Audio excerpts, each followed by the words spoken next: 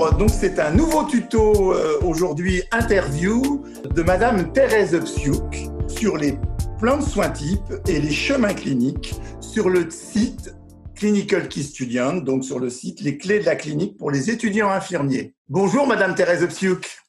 Bonjour Monsieur Marc Fontaine. Nous allons aller sur le site pour commencer ce tuto, évidemment avec les plans de soins. Donc, il suffit d'aller dans la barre de recherche du site et de cliquer dessus. Et là, nous allons retrouver l'ouvrage. Donc, comme vous le savez, les livres peuvent être disponibles sur une application qu'on appelle Bookshelf. Donc, on va lancer le Bookshelf pour aller sur l'ouvrage sur lequel nous allons avoir une petite interview avec Madame Psiouk. Donc, nous allons aller dans l'intégralité d'ouvrage. Nous allons aller sur une situation précise qui est la situation d'un enfant, prise en charge d'un enfant de 1 à 6 mois. Thérèse, première question. Pourquoi avoir rédigé la préface du livre de l'assistance publique, Construire des chemins cliniques, paru en 2018, de Madame Isabelle Beau et Françoise Zantman? J'ai accepté d'écrire cette préface parce que c'est un ouvrage extrêmement intéressant et très bien présenté, qui est le résultat d'un travail pluridisciplinaire d'une équipe de terrain. Or, j'ai eu la chance de participer au référentiel de formation au ministère de la Santé en 2009 et nous avions insisté pour que l'apprentissage soit de plus en plus en lien avec la réalité du terrain. Et donc, cet ouvrage a été écrit par une équipe pluriprofessionnelle. Et au niveau de l'apprentissage des étudiants, c'est extrêmement intéressant parce qu'ils peuvent effectivement découvrir la réalité des terrains mis en écriture. Mais je pense qu'il faut faire une transposition didactique pour l'apprentissage des étudiants pour que ce soit un apprentissage de qualité. Comment utiliser le livre pour une prise en main performante pour un étudiant? Alors, je vais vous proposer une illustration avec l'exemple qui est une des situations cliniques publiées dans cet ouvrage, puisqu'il y a 10 situations cliniques. Donc là, c'est une situation clinique en pédiatrie. On verra plus tard le détail exact de ce qu'on appelle un groupe homogène de patients. Pour cette transposition didactique, je vous propose que l'on commence par regarder ce qu'on appelle le chemin clinique. Alors que dans la construction de ces outils, on ne commence pas par le chemin clinique, nous terminons par le chemin clinique. Mais pour l'apprentissage, pour éveiller le réflexe de questionnement des étudiants, c'est intéressant de partir des actions, de partir des soins. Et là, on va voir que ce chemin clinique, on peut l'assimiler un petit peu à une planification des soins, mais c'est une planification des soins spécifique pour ce groupe homogène de patients, mais en plus, c'est une planification des soins pluriprofessionnelle, c'est-à-dire qu'on peut avoir des soins pour les infirmières, on peut avoir des soins pour les aides-soignantes, pour des diététiciens, c'est l'exemple d'ailleurs de ce chemin clinique, pour des kinésithérapeutes, c'est également l'exemple pour ces chemins cliniques. On remarque qu'il y a des petits dessins, il y a une croix, il y a un rond avec un point, il y a une main. Et en fait, c'est une présentation qui est très intéressante parce qu'on voit tout de suite quelle est la fonction qui est chargée de telle intervention au niveau du patient. Alors, sur le chemin clinique, on se rend compte aussi qu'on n'a pas que les actes, mais on a le sens des actes. Et là, on peut voir que la première cible qui apparaît, c'est l'encombrement rhinopharyngé, avec un ensemble d'actes qui est donc pris en charge à la fois par une prescription médicale, c'est la petite main avec un petit stylo qui apparaît là en haut, et ensuite avec des plus qui correspondent au rôle propre, au rôle de prescription des infirmières, où elles peuvent effectivement mettre en œuvre et réaliser certains soins. Il y a des actes en fonction de cette cible. On peut voir après qu'il y a une deuxième catégorie d'actes qui sont en fonction d'une gestion de risque. On va par exemple aller sur le risque de déshydratation qui va apparaître. Vous allez voir que là, pour ce risque de déshydratation, On a encore une fois des actions qui sont planifiées en fonction d'une prescription médicale, mais qu'on peut avoir des actions, on va les voir apparaître en dessous, qui peuvent en fonction du rôle propre. Et là, on voit que pour cette cible-là, on a à la fois des soins infirmiers, mais qu'on va avoir aussi des soins par une diététicienne que vous voyez apparaître avec le petit schéma qui signifie diététicienne. Et le chemin clinique est très intéressant parce qu'il permet l'anticipation des soins, c'est-à-dire qu'on sait d'avance quel acte on doit faire, mais il permet également la traçabilité des soins et il permet, si on a un écart de chemin clinique ou une sortie de chemin clinique, on va prendre l'exemple d'ailleurs ici avec la dernière cible, on peut faire une transmission ciblée qui nous permet de mettre en évidence cet écart de chemin clinique et les actions complémentaires qui vont être adaptées. Par exemple, on a prévenir les troubles de l'oralité avec tétrine, biberon, etc. Et si on a un enfant qui commence à faire des troubles, ça va être un écart de chemin clinique ou une sortie de chemin clinique. Et là, on va faire apparaître sur la planification un T, c'est-à-dire un lien avec une transmission ciblée.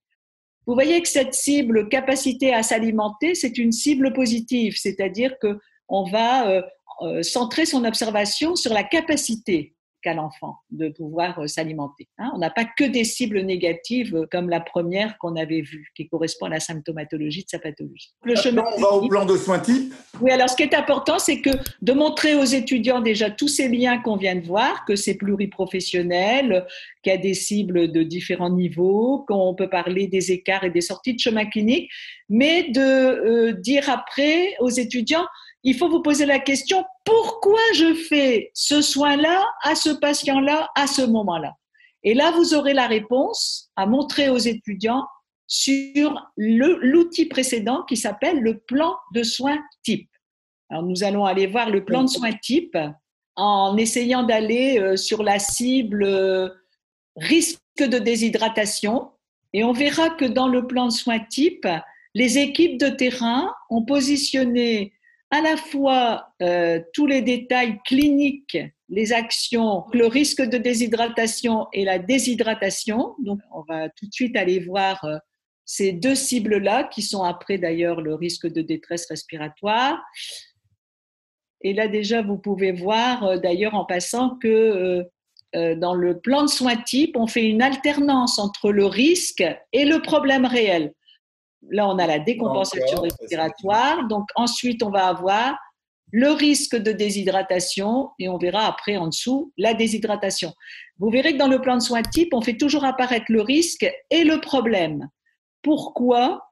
Pour bien, au niveau de l'apprentissage des étudiants, montrer la différence entre un risque qui va nous centrer sur des actions de prévention et le problème réel qui va nous centrer sur des actions curatives.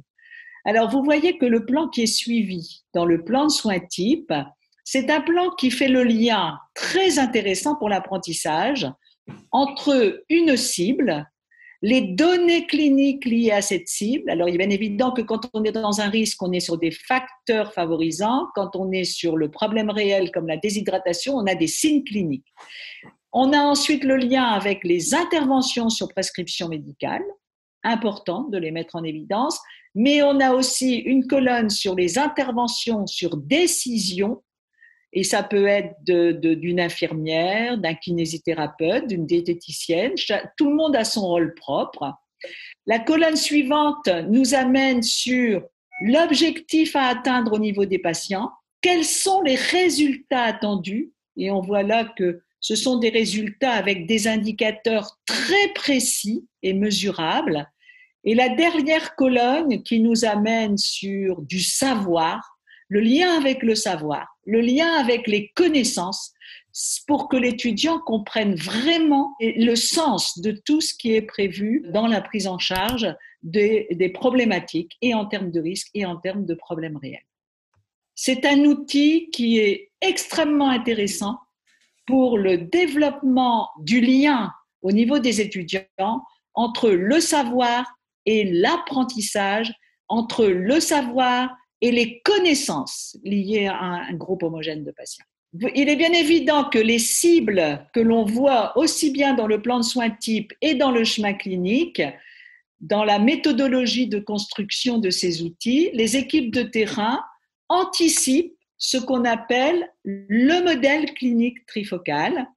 Et là, on va voir que pour ce groupe homogène de patients, ce qui a été positionné par les équipes, c'est à la fois la symptomatologie de la pathologie, puisque là, on était sur une pathologie au niveau des enfants. On reverra après avec le groupe homogène de patients la précision exacte. Donc, on a une symptomatologie de pathologie. Dans le deuxième domaine clinique, on est sur la gestion des risques, mais en même temps, on va travailler aussi sur les problèmes réels qui peuvent se manifester. Et dans le troisième domaine clinique, on est plus dans le domaine des réactions humaines physiques et psychologiques. Et ici, on a l'exemple du stress de l'enfant, ce qui est intéressant, bien sûr, de le prendre en considération parce qu'on sait qu'il y a un lien avec la symptomatologie de la pathologie. Si on ne prend pas en charge, il peut y avoir une exacerbation de la pathologie. Donc, cette approche systémique de l'ensemble de la clinique est extrêmement importante pour que ce soit anticipé au niveau de l'apprentissage des étudiants. Et on va revenir donc sur, en fait, qui est la première partie de construction pour les équipes de terrain, c'est la définition de ce qu'on appelle un GHP, un groupe homogène de patients, prise en charge des enfants de 1 à 9 mois atteints d'une bronchiolite non ventilée, hospitalisée en pédiatrie générale. On a ce qu'on appelle des critères d'inclusion. 1 à 9 mois, bronchiolite non ventilée, pédiatrie générale. Et ça va conditionner tous les détails qu'on va mettre dans les outils que nous venons de voir. Ce sont des outils, plans de soins type, chemin clinique, modèle clinique trifocal, qui sont construits par une équipe pluriprofessionnelle. Donc, vous voyez là les noms qui apparaissent.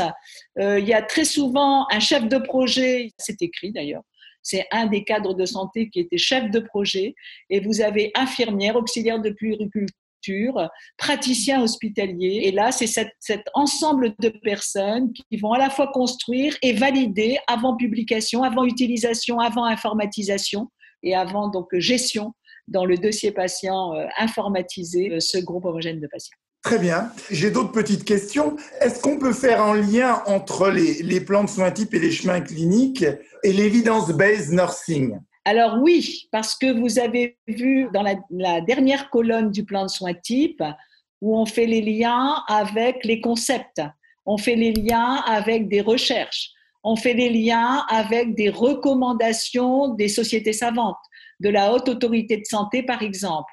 Et donc, obligatoirement, si la construction de ces outils tient compte de ces concepts scientifiques, obligatoirement, donc c'est une qualité de connaissance qui peut faire l'objet de recherche. Donc ça veut dire qu'à partir après de ces outils qui sont gérés dans le dossier patient informatisé, on peut tout à fait les améliorer et il y a des équipes qui ont fait évoluer la qualité des soins, des recherches avec des patients qui rentraient dans ces groupes homogènes de patients.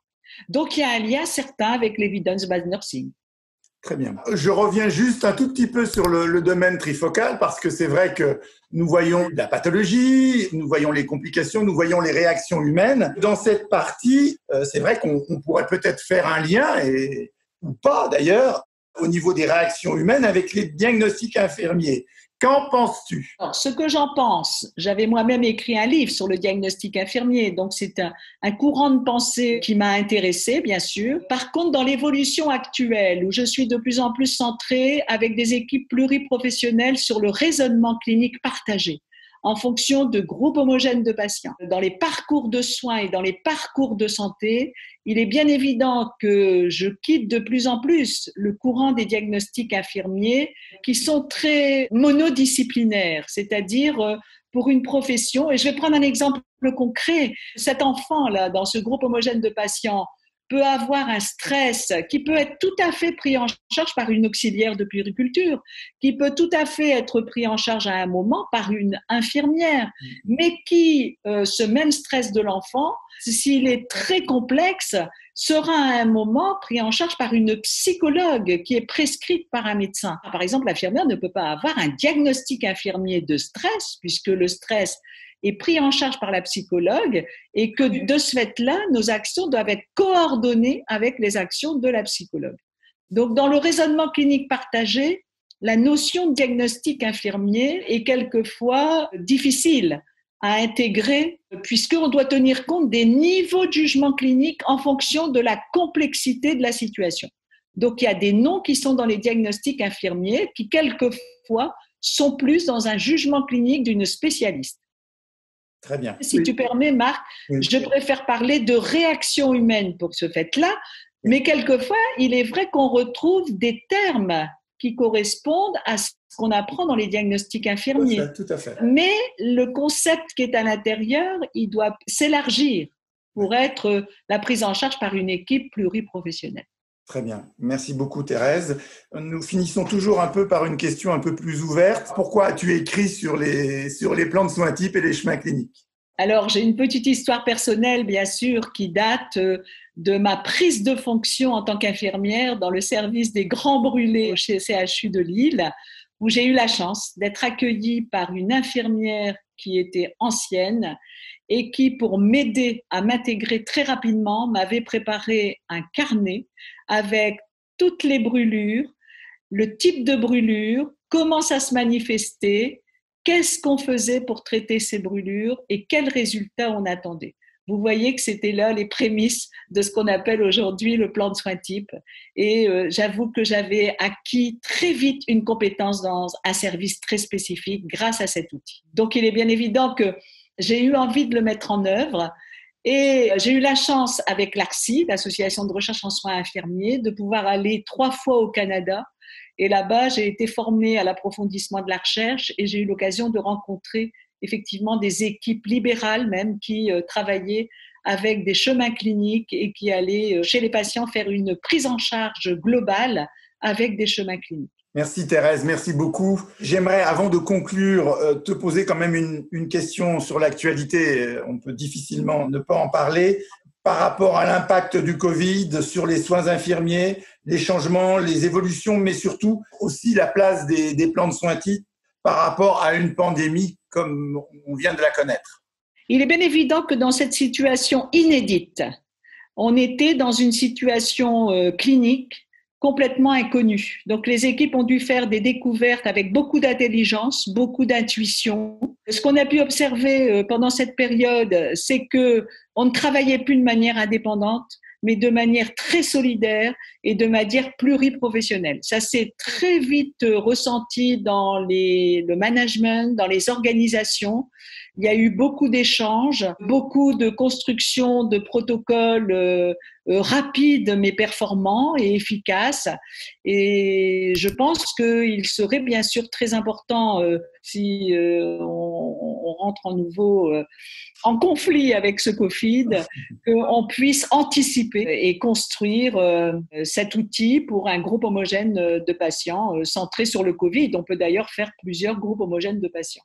On va quand même peut-être dire la plus-value de ce livre. Bah, bien sûr, bien sûr. Je vais conclure là-dessus. C'est un livre que j'apprécie énormément pour sa présentation. Parce qu'il ne suffit pas d'avoir construit de manière performante ces outils pour une équipe de terrain. Pour l'apprentissage, c'est important qu'il y ait une présentation qui soit une présentation de qualité et une présentation attractive. Et j'avoue que ce livre est très bien fait dans ce sens, puisqu'on retrouve dans la première partie la démarche projet complète qui a été diffusée. Donc, il est tout à fait aidant pour des chefs de projet, pour les chemins cliniques actuellement qu'on construit d'ailleurs au niveau des territoires. Et il y a 10 situations cliniques avec des situations différentes, des groupes homogènes de patients différents, des disciplines différentes. Donc, on se rend compte que c'est une méthode qui est complètement transférable dans toutes les disciplines.